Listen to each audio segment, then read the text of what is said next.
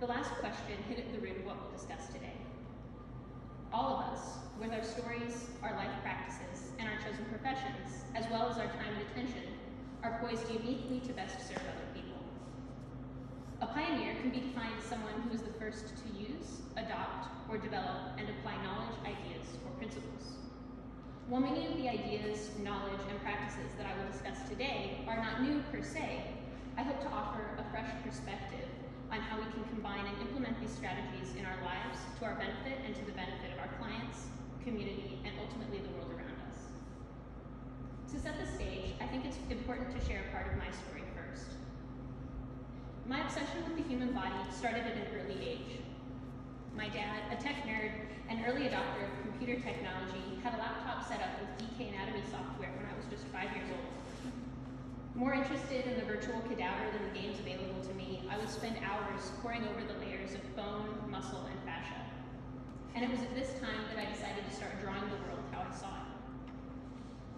By the time I turned 12 years old, I wanted nothing more than to be a comic book illustrator.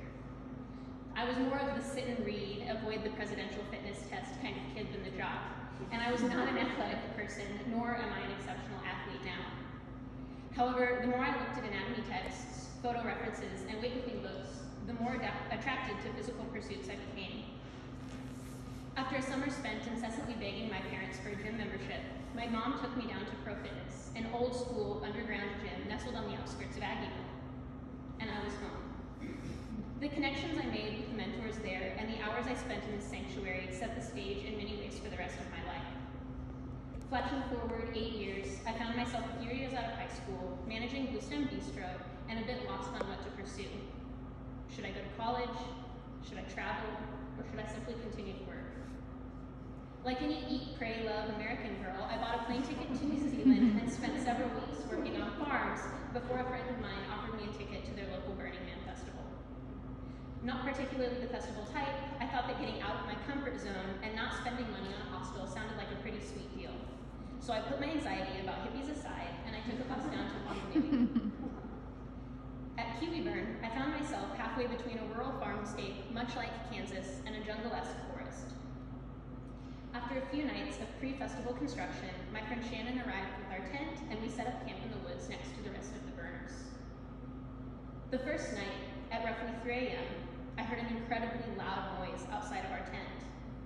Knowing that they didn't have thunderstorms in New Zealand and not recognizing the noise as something similar to anything else that my American brain I had assumed someone had brought a gun to the event and that this festival, like so many events in the US, was ending in gun violence. Propping myself up on my side, intending to leave the tent, I was stopped quickly in my tracks by immense pressure and the sense of being adjusted by a giant chiropractor as though an ent from the Lord of the Rings was practicing on me. As it happened, the gunshot was a tree splintering at its base, and the crash was it landing on top of me. Numb and unable to move from the waist down, I turned to my friend and I informed her that I needed emergency medical care right away. At the time, I had assumed that my back was broken, as both my legs were so painfully cramped that I felt as though my quads and my hamstrings would tear off the bone. My right lower leg and foot were completely numb, and I couldn't sit up at the waist without feeling like my organs were on fire or feeling my insides grinding intensely. Looking down, I realized that my pubic bone had rotated up and around and was protruding out just underneath my belly button. And the deep sense that this might be my final moment on earth settled in with an overwhelming feeling of, I don't want to die like this, washing over me. I laid there, Shannon holding my hand, and a cohort of strangers from the festival gathered around me. One spent her time holding my head, another softly sang to me, and a group of onlookers, both of us apparently startled at the recognition of the other party, mutually recognizing the random and impersonal nature of tragic events. The ambulance arrived, and the bartender turned volunteer EMT tapped my shoulder. Remember me? Before arriving at Kiwiburn myself, the folks who gave me a ride had stopped at the town bar for a cider before heading out to the event, and we had all conversed at length with the bartender just a few days prior. Like the worst possible version of Dorothy waking up to familiar faces after returning home from Oz, his familiar face was a comfort during what felt like a nightmare. Straightening my legs and carrying me out of the woods to the ambulance proved to be tremendously painful. Humans, as a mammal, are separated in part from the rest of the animal kingdom by our ability to willfully control our breathing. Most species' breath is regulated by their activity, such as walking, running, or sleeping. Humans, on the other hand, have the volitional control of our breath, which we can use to alter our emotions, regulate our behavior, and to access different states of consciousness at will. At around 17, I had developed a regular meditation practice, and I had maintained this up to the time of my accident, not knowing how essential this skill would be to my survival. Just like numerous other people who report near-death experiences, I knew that if I fell asleep, I would stop breathing and I would not wake up. So, filled with fear, agonizing pain, and a small voice inside of me with the will to live, I focused on one thing: my breath. One breath at a time. After an hour-long ride through the mountains, we arrived at the hospital where we proceeded to wait for another hour before receiving care. A young doctor walked in and said, "I heard you were bumped by a branch." "My pelvis is broken," I told him, exhausted from pain. He pushed his hands down into my side and said, "No, it isn't." Without pain medication, I barked at him that I was in agony, and I did, in fact, have broken bones. And it was at this juncture that Anton, an ex-military nurse, walked past the door and said that we need to get imaging on this girl immediately. An ultrasound displayed fluid around my lungs and kidneys, and the doctor flushed pale. I was hemorrhaging severely, and a subsequent MRI revealed a shattered pelvis and detailed organ damage. In Whanganui, they completed emergency surgery to stabilize my pelvis through femoral traction, removed a foot of my intestine, administered 4 pints of blood, and stitched my bladder back up before flying Shannon and I up to Auckland's primary hospital. During my stay there, they told me I was the most smashed up person they'd had on the orthopedic ward since the 1980s. My surgeon told me that I was only alive because I'd been lifting weights so long. And this cemented to me the value of this hobby that I had loved for so long, and I felt compelled to share this value with other people. To put a long story only mildly less long, I spent several months in the New Zealand hospital system on that orthopedic ward, and I arrived home to Manhattan on May 18th, 2016. During my time on the ward and after returning home, the outpouring from the Manhattan community was astounding. The social, emotional, and financial support was a lifeline for me and my family during a time of deep crisis. A few months later, I met my wife Laura under the guise of getting ready to study. A Division I rower and captain of the team her final year, we enjoy spending time together more than anything. From the start, she offered a calm understanding and never made me feel anything less than perfect in a body that is covered in scars.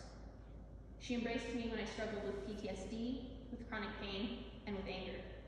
And truthfully, I don't know how I would have made it here today if we hadn't met in the first few months of my arriving home. Forever my encourager, she supported my decision to study and sit for my personal trainer exam and to pursue it in spite of physical limitation. In spring 2016, I started training people formally at the Chester E. Peters Recreation Center as a college student. And from that time on, I knew that I wanted to do this for the rest of my life.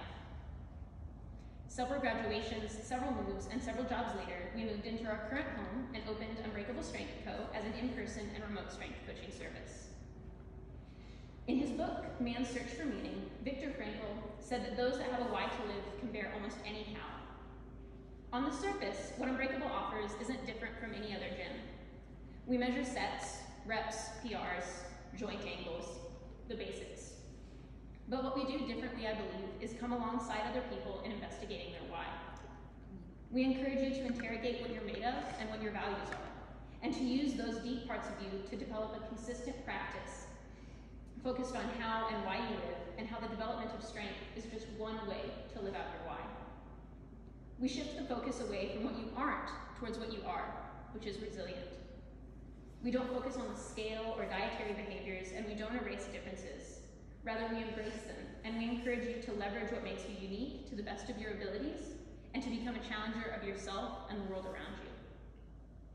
At Unbreakable Strength, our why is a belief that everyone has a strength within them, and that it isn't about the weights you lift or the number on the scale, but rather about knowing and building your most powerful, anti-fragile, and courageous self in all spheres of life. We believe that the gym is an excellent place to forge these qualities, and in short, we have faith in the human potential for an excellent and meaningful life, and our mission is to build up and serve others through strength coaching. In Simon Sinek's Find Your Why, he tells us that the goal is not simply for you to come across the finish line, but to see how many people you can inspire to run it with you. The greatest contribution of a leader is to make other leaders. Pain is inevitable, but suffering is optional. We all have our true story, and while we cannot change what happens to us, we can change how we respond to it. At best, we can celebrate our survival and help facilitate survival for others too. Regardless of the medium through which we are sharing it, and to me, this happens to be coaching, but for you, it may be something entirely different. At the end of the day, we can all engage our gifts towards facilitating people feeling empowered in their own mental and physical abilities so that they realize that they are strong enough to weather any storm that life may throw at them.